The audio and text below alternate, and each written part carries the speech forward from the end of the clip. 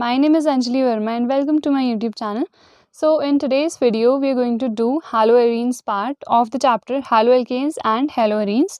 So I have already provided the one shot video for haloalkanes. If you haven't watched it, so you can go to my channel and watch that video and then come to this video.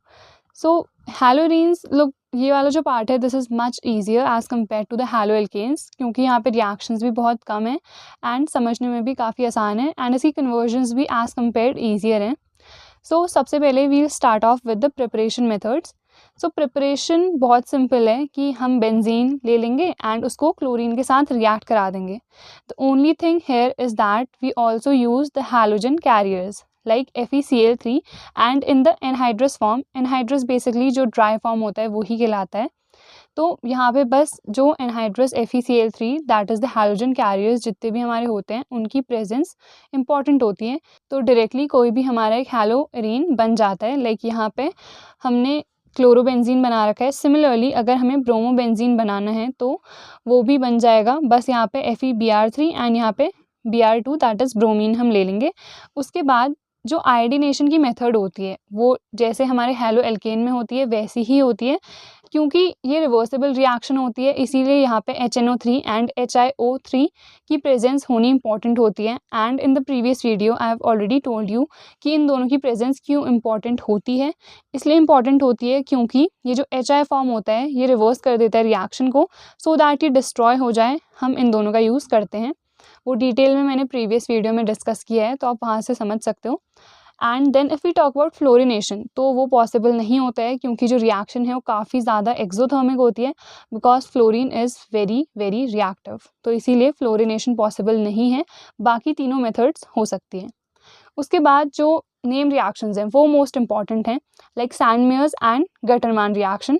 इन दोनों में से कौन सी ज़्यादा effective है ये भी पूछा जाता है. सो सबसे पहले हमारे पास सैंडमेयर्स रिएक्शन.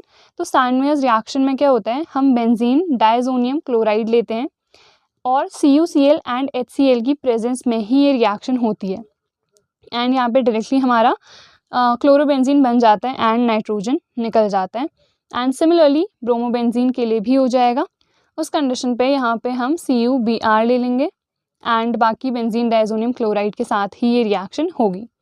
उसके बाद अगर हम बात करें गटरमान रिएक्शन की तो यहाँ पे डिफरेंस बस इतना होता है कि हम CuCl के बदले कॉपर पाउडर लेते हैं एंड दोनों में डिफरेंस इतना ही है.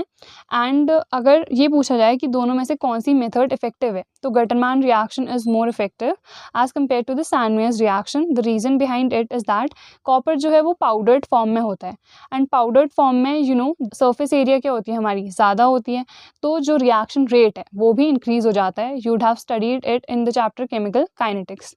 तो इसीलिए Gattermann reaction is more effective as compare to Sandmeyer's reaction. Now as such कोई नेम रिएक्शन नहीं होती है for the preparation of iodobenzene, but हाँ प्रिपेयर हम डेफिनेटली कर सकते हैं. उस कंडीशन में हमें Ki in the aqueous form react कराना पड़ता है with the benzene diazonium chloride.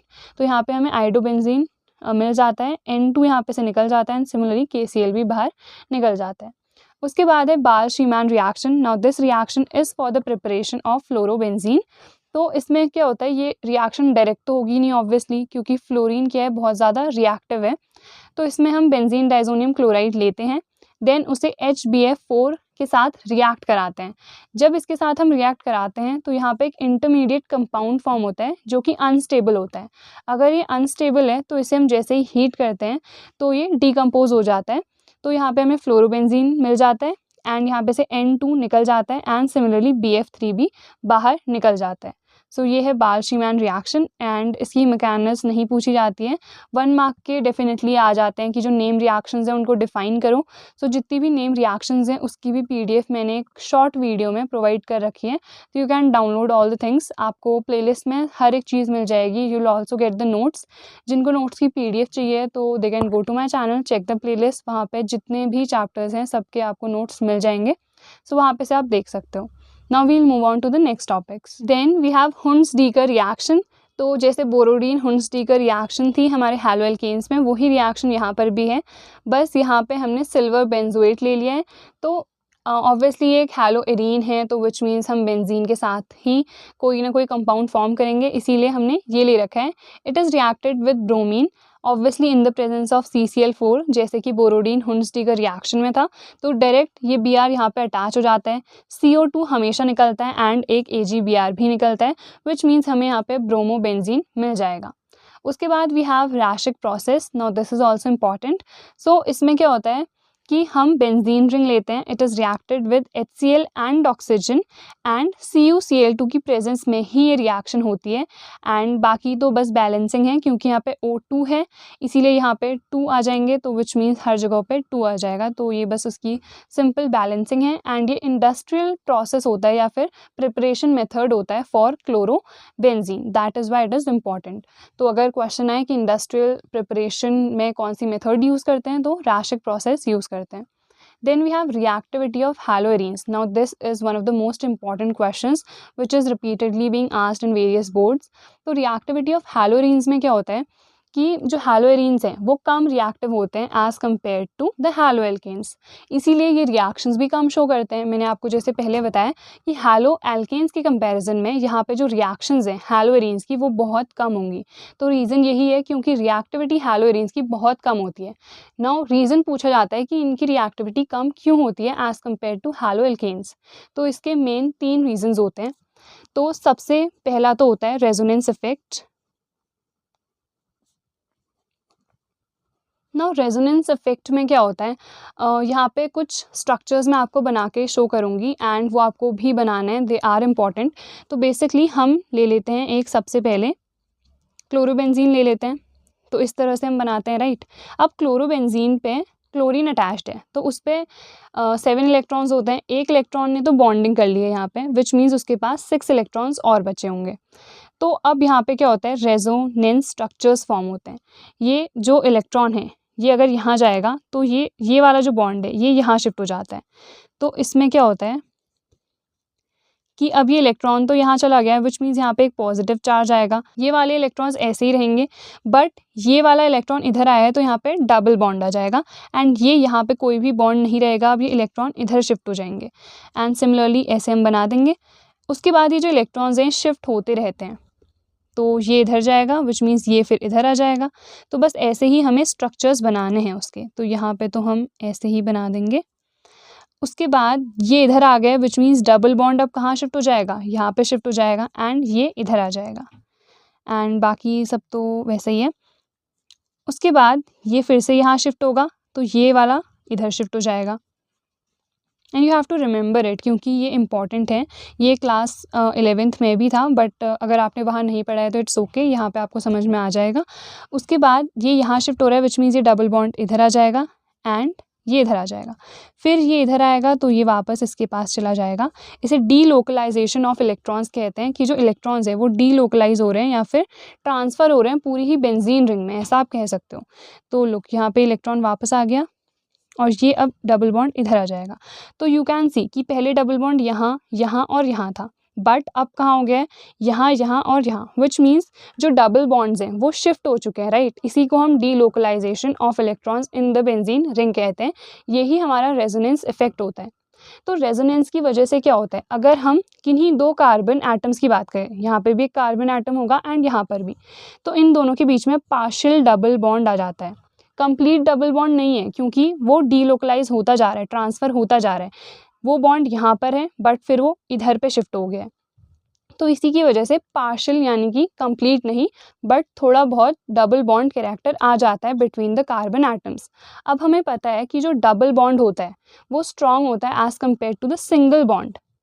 Single bond किस में होता है, हैलोएल्केन्स में होता है, बट पार्शियल डबल बॉन्ड किस में है, हैलोएरीन्स में है। This bond is much stronger than this bond, इसीलिए हमारे ये कम रिएक्टिव होते हैं। जितना स्ट्रॉन्ग बॉन्ड होता है उतना ईजिली वो नहीं टूटता है, इसीलिए ये बॉन्ड ईजिली नहीं टूटेगा, इसीलिए इसकी रिएक्टिविटी भी कम होगी। रिएक्टिविटी का मतलब ये होता है कि कितना ईजिली बॉन्ड टूट रहा है, ये नहीं टूटेगा ईजिली, इसीलिए इसकी रिएक्टिविटी कम है एज़ कम्पेयर टू द हैलोएल्केन्स। तो I hope this is clear. उसके बाद ये तो हो गया फर्स्ट रीज़न, तो बस आपको रेजोनेंस स्ट्रक्चर्स बनाने हैं, then you have to explain जितना भी मैंने आपको बता दिया। Then we have another reason, तो सेकेंड रीज़न जो है that is the difference in hybridization.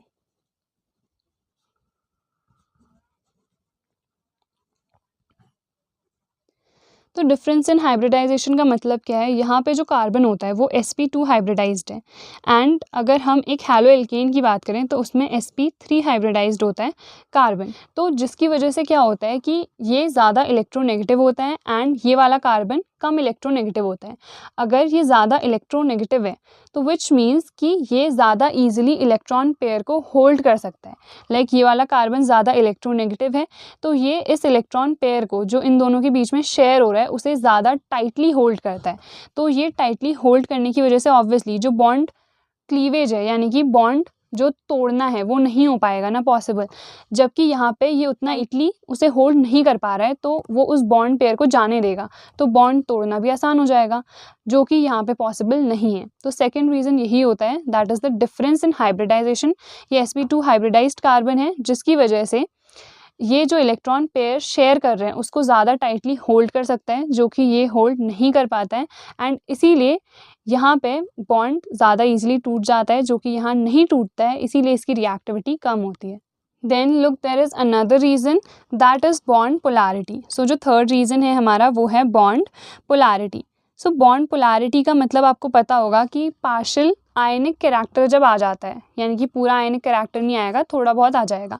तो लुक अभी हमने देखा ना डिफरेंस इन इलेक्ट्रोनेगेटिविटी कि यहाँ पे इलेक्ट्रोनेगेटिविटी ज़्यादा है। अगर यहाँ पे इलेक्ट्रोनेगेटिविटी ज़्यादा है तो यहाँ पे पोलैरिटी कम होगी, क्योंकि ये भी नेगेटिव है ये भी नेगेटिव है, तो इसमें पोलैरिटी तो जनरेट होगी नहीं, तो यहाँ पे पोलैरिटी कम है।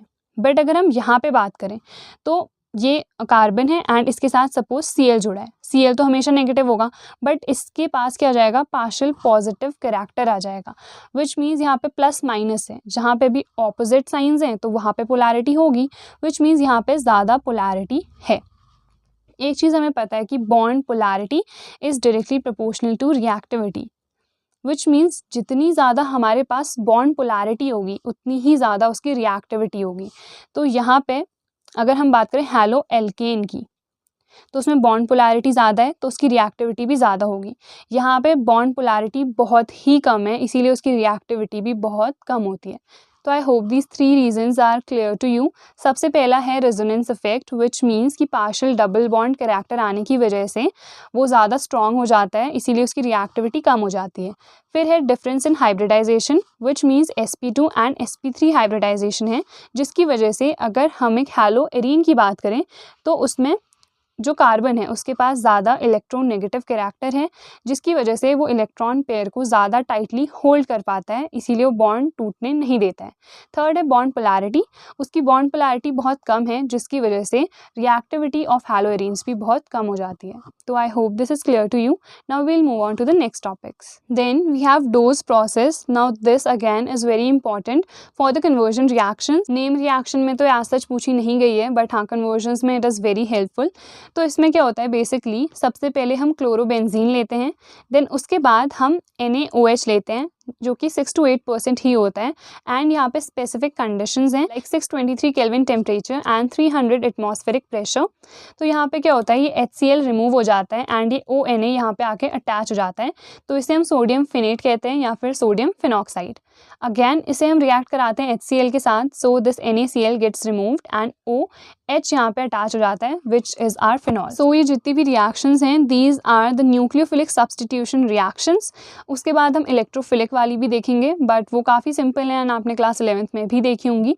तो these are the nucleophilic substitution reactions, but वो जो हमारे हैलो एरीन्स है वो बहुत कम रिएक्शंस शो करते हैं as compare to the halo alkanes, जिसका रीज़न हमने ऑलरेडी डिस्कस कर लिया है। तो उसके बाद है कि यहाँ पे सपोज हमने एक ब्रोमोबेंजीन ले लिया है या फिर क्लोरोबेंजीन भी आप ले सकते हो, तो उसको हम CuCN के साथ रिएक्ट करा रहे हैं which is the copper cyanide. तो यहाँ पे CuBr बाहर निकल जाएगा एंड ये यहाँ पे अटैच हो जाएगा, तो इसका नाम साइनोबेंजीन हो जाएगा। Now this again is very important, like हमने हैलो एल्केन्स वाले में देखा था कि इसकी बहुत ज़्यादा सिग्निफिकेंस होती है, क्योंकि ये डायरेक्टली हम बहुत चीज़ों में कन्वर्ट कर सकते हैं। तो this is very important for the conversion reactions, कि अगर आपको सपोज कोई भी एक हैलो एरीन गिवन है तो उसे आप डायरेक्टली इसमें चेंज कर सकते हो, इसकी हेल्प से फिर आप इसे बाकी चीज़ों में चेंज कर सकते हो। लाइक यहाँ पे ये है साइनाइड, तो अगर आप एसिडिक मीडियम में इसे रिएक्ट करा देते हो तो ये डायरेक्टली एसिड में चेंज हो जाता है, जो कि हमारा है बेंजोइक एसिड, एंड NH3 निकल जाता है like in the previous reaction. उसके बाद है अगर आप इसे बेसिक मीडियम में रिएक्ट कराते हो तो उस कंडीशन में हमने पहले भी देखा था कि यहाँ पे एसिड एमाइड्स फॉर्म होते हैं, तो यहाँ पे एसिड अमाइड हमारा फॉर्म हो गया है। एंड अगर इसी का हम रिडक्शन कर देते हैं, रिडक्शन कैसे करते हैं, Na और अल्कोहल की प्रेजेंस में, this 4H means the nascent hydrogen, तो ऑब्वियसली यहाँ पे रिडक्शन हो रहा है, तो यहाँ पे CH2NH2 दैट इज हमारा जो प्राइमरी एमीन है वो फॉर्म हो जाता है।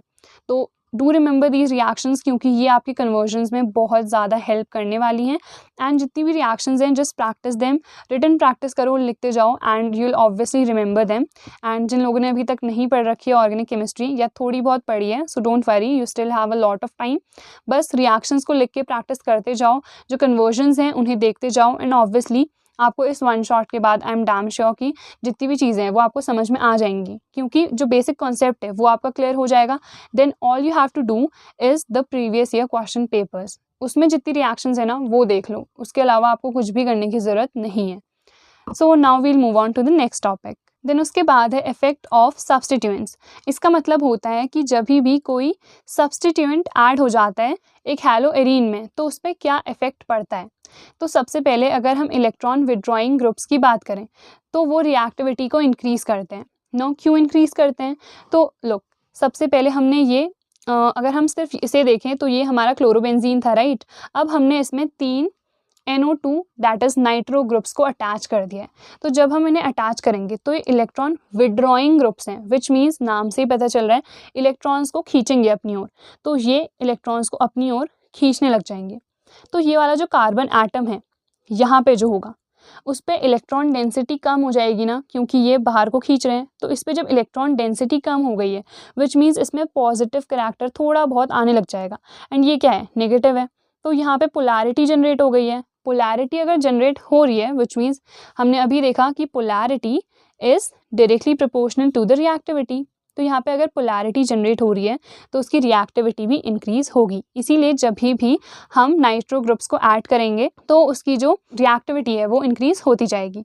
And it also depends upon the number of substituents. अगर यहाँ पे सिर्फ एक होता तो उसकी रिएक्टिविटी कम होती, क्योंकि सिर्फ एक ही खींच रहा है तो यहाँ पे थोड़ा सा पॉजिटिव करैक्टर आता। बट अगर यहाँ पे 2 हैं तो विच मीन्स हमारी जो रिएक्टिविटी है वो ज़्यादा इंक्रीज होती, क्योंकि यहाँ पे अब ज़्यादा पॉजिटिव करैक्टर आता। 3 अगर अटैच हो गए हैं तो विच मीन्स कि सबसे ज़्यादा रिएक्टिविटी इंक्रीज होगी। एंड उसके बाद इसको अगर हम सिंपल रिएक्ट करा देंगे NaOH के साथ तो यहाँ पे हमें ये मिल जाएगा। एंड लुक, अगर हमें ये मिल गया है तो इसे हम कहते हैं पिक्रिक एसिड। तो इसका नाम क्या होगा? लुक, जो हमारा नोमेनक्लेचर होता है उसके अकॉर्डिंग हम कहाँ से स्टार्ट करेंगे, यहाँ पे से नंबरिंग, तो 1 2 3 4 5 6, तो 2 4 6 पोजीशन पे ये हैं, तो 2 4 6 ट्राई नाइट्रो फिनॉल इसका नाम हो जाएगा। इसे TNP भी कहते हैं या फिर picric acid. Now this is very important, ये कई बार पूछा भी जाता है, आपके MCQs में भी आ सकता है, तो this is important. And I hope जो इलेक्ट्रॉन विड्रॉइंग ग्रुप्स का कॉन्सेप्ट है वो आपको समझ में आ गया होगा, बिकॉज इतना ज़्यादा डिफिकल्ट नहीं है, बस जो थोड़े बहुत बेसिक कॉन्सेप्ट्स हैं वो आपके क्लियर होने चाहिए। तो आई होप ये आपको समझ में आ गया होगा। Then we have the Wurtz Fittig reaction. तो ये भी काफ़ी इजी है एंड ये तीनों साथ आप लर्न कर सकते हो, वुड्स-फिटिग एंड फिटिग। तो लुक, वुड्स में क्या था कि हम 2 उसमें हैलो एल्केन्स ले रहे थे, फिटिग में हम 2 हैलो एरीन्स लेंगे। तो वुड्स फिटिग में एक हमारा हैलो एल्केन होगा और एक हमारा हैलो एरीन होगा। तो इस तरह से आप तीनों को साथ लर्न कर सकते हो। वुड्स फिटिग में एक आपने हैलो एरीन ले लिया है एंड एक हैलो एल्केन लिया है एंड वही सोडियम के साथ रिएक्ट करा रहे हैं, तो 2NaBr हमेशा बाहर जाएगा, तो ये CH3 यहाँ पे अटैच हो जाएगा, तो यहाँ पे हमें मिल जाएगा टॉल्विन। विच मीन्स अगर आपको डायरेक्टली चेंज करना है इसको टॉल्विन में तो आप इस मेथड से कर सकते हो। उसके बाद है फिटिग। तो फिटिग में क्या करना है, आपको हैलो एरीन्स लेने हैं, तो उन्हें आपने रिएक्ट करा दिया है, वही वाली reaction 2Na and dry ether की प्रेजेंस में, तो यहाँ पे डाईफिनाइल हमारा फॉर्म हो गया है, इसको डाईफिनाइल कहते हैं। उसके बाद we have a very simple reaction like जो ग्रिग्नार्ड्स रिएजेंट्स होते हैं हमारे उन्हीं को फॉर्म करना। तो यहाँ पे हमने एक हैलो एरीन ले लिया है, मैग्नीशियम के साथ रिएक्ट कराया है ड्राई ईथर की प्रेजेंस में, तो वो यहाँ जाके अटैच हो गया है, इसका नाम होगा फिनाइल मैग्नीशियम ब्रोमाइड। तो ये भी काफ़ी सिंपल सी है। उसके बाद एक उल्मान रिएक्शन आती है, तो वो भी ऐसी ही है, बस यहाँ पे आयोडीन आ जाएगा एंड यहाँ पे कॉपर आ जाएगा, तो 2CuBr यहाँ से बाहर हो जाएगा एंड ये दोनों आपस में अटैच होकर डाईफिनाइल फॉर्म कर देंगे। वो उतनी ज़्यादा इंपॉर्टेंट नहीं है, from exams point of view, तो उसको हम छोड़ देंगे. उसके बाद we will talk about the next topics. So look, उसके बाद है हमारी इलेक्ट्रोफिलिक सब्स्टिट्यूशन रिएक्शंस. अभी हमने जो देखी थी वो थी न्यूक्लियोफिलिक, विच मीन्स वहाँ पे न्यूक्लियोफाइल अटैक करेगा. यहाँ पे है इलेक्ट्रोफिलिक सब्स्टिट्यूशन रिएक्शंस. तो एक चीज़ ध्यान रखने वाली है कि जब भी इलेक्ट्रोफिलिक सब्स्टिट्यूशन रिएक्शंस होंगी विथ क्लोरीन, तो उस कंडीशन में हमेशा ऑर्थो और पैरा पोजिशन पे ही जाएंगे, एंड दोनों ही पे जाएंगे, क्योंकि ortho and para directing groups होते हैं ये. आई होप ये थोड़ा बहुत कॉन्सेप्ट आपने क्लास 11th में पढ़ा होगा. अगर नहीं पढ़ा है तो इट्स ओके. बस यहाँ पे आपको क्या देखना होता है कि क्लोरीन जो है वो एक ऑर्थो पैरा डायरेक्टिंग ग्रुप है. तो उसमें क्या होता है, ये भी रेजोनेंस की वजह से ही होता है. लाइक अभी मैंने आपको रेजोनेंस स्ट्रक्चर बना के दिखाया था. क्लोरीन लिया था एक्स, यानी कि एक हैलोजन, कोई भी एक हैलोजन आप यहाँ पे ले सकते हो. तो यही सारे रेजोनेंस स्ट्रक्चर्स हैं. ये यहाँ जाएगा, देन ये यहाँ जाएगा. तो लुक, यहाँ पे इलेक्ट्रॉन कहाँ जा रहा है, एक तो इस पोजिशन पे जा रहा है. उसके बाद जो इलेक्ट्रॉन है वो इस पोजिशन पे नहीं जा रहा है. यहाँ पे आपको कहीं भी इलेक्ट्रॉन देखने को नहीं मिल रहा है. ये भी यहाँ पे जाएगा, ये थोड़ा सा गलत शो हो रखा है, इधर जाएगा, विच मीन्स यहाँ पे फिर डबल बॉन्ड आएगा जैसे यहाँ पे आ रखा है. तो इसीलिए ये कभी भी इस कंडीशन या फिर इस पोजीशन पे नहीं जाएगा. ये हमारी होती है मेटा पोजीशन, ये ऑर्थो, एंड ये वाली होती है पैरा. तो विच मीन्स जो हमारा इलेक्ट्रॉन है वो कभी भी इस पोजीशन पे नहीं आ रहा है. तो इसीलिए कभी भी ये मेटा डायरेक्टिंग नहीं होगा, सिर्फ और सिर्फ ऑर्थो एंड पैरा डायरेक्टिंग होगा, क्योंकि ये इस कंडीशन पे आ रहा है, देन इस पे आ रहा है, देन इस पे. ये ऑर्थो पोजिशंस हैं दोनों, एंड ये वाली पैरा है, इसीलिए ऑर्थो एंड पैरा डायरेक्टिंग होता है. तो इसमें ज़्यादा डिटेल में पूछा नहीं जाता है, बस आपके समझने के लिए मैंने आपको बता दिया है. तो यहाँ पे इलेक्ट्रोफिलिक सब्स्टिट्यूशन रिएक्शंस में क्या होता है, पहले हैलोजनेशन, विच मीन्स जब हम क्लोरोबेंजीन को एक हैलोजन के साथ ही रिएक्ट कराएंगे. यहाँ पे भी हमने हैलोजन कैरियर ले रखा है. एक तो ये जाएगा हमारे ऑर्थो पोजिशन पे, दूसरा पैरा पोजिशन पे, एंड पैरा वाला जो होता है वो हमेशा मेजर प्रोडक्ट होता है. उसके बाद है नाइट्रेशन. नाइट्रेशन में हम concentrated HNO3 and concentrated H2SO4 लेते हैं. तो यहाँ पे भी वही होगा कि ऑर्थो एंड पैरा पोजिशन पे वो चला जाएगा, पैरा वाला मेजर प्रोडक्ट होगा. फिर है सल्फोनेशन. सल्फोनेशन में हम सिर्फ कॉन्सेंट्रेटेड H2SO4 लेते हैं. तो एक SO3H यहाँ आ जाएगा एंड एक SO3H यहाँ. एंड ये वाला जो ग्रुप होता है ये हमेशा नोमेनक्लेचर में टॉप पे आता है, इसीलिए यहाँ पे से नंबरिंग स्टार्ट होगी 1 2, इसीलिए 2 क्लोरोबेंजीन सल्फोनिक एसिड आया है यहाँ पे नाम. एंड उसके बाद है फ्रीडल क्राफ्ट रिएक्शन. तो इसमें दो होती हैं, एक एल्काइलेशन, दूसरी एसाइलेशन. तो एल्काइलेशन में क्या होता है, CH3Cl के साथ हमने रिएक्ट करा दिया है. एनहाइड्रस AlCl3 की प्रेजेंस होनी यहाँ पे ज़रूरी है, एंड CH3 ग्रुप यहाँ पे अटैच हो गया है. एंड नोमेनक्लेचर इसका होगा 2 क्लोरोटोल्विन. यहाँ पे से हम नंबरिंग स्टार्ट करेंगे. एंड देन उसके बाद है फ्रीडल क्राफ्ट एसाइलेशन. तो एसाइलेशन में हम CH3COCl ले लेते हैं एनहाइड्रस AlCl3 की प्रेजेंस में, एंड ये ग्रुप यहाँ पे जाके अटैच हो जाता है. यहाँ पे भी नंबरिंग यहाँ पर से स्टार्ट होती है, इसीलिए 2 क्लोरोएसिटोफेनॉन इसका नाम आया है. तो आई होप ये क्लियर हो. एंड बाकी जो पॉलीहैलोजन कंपाउंड्स वाला टॉपिक था ये अब डिलीट हो गया CBSE से, so you don't have to study it. And बाकी अगर आपको ये वाले नोट्स चाहिए तो I have already provided the PDF, you can go to my channel and check the playlist. वहाँ पे से सारे नोट्स आप डाउनलोड कर सकते हो. So that's all for today's video. I hope this was useful. Don't forget to like this video, share it with your friends, and if you're new to my channel then don't forget to subscribe. And thanks for watching.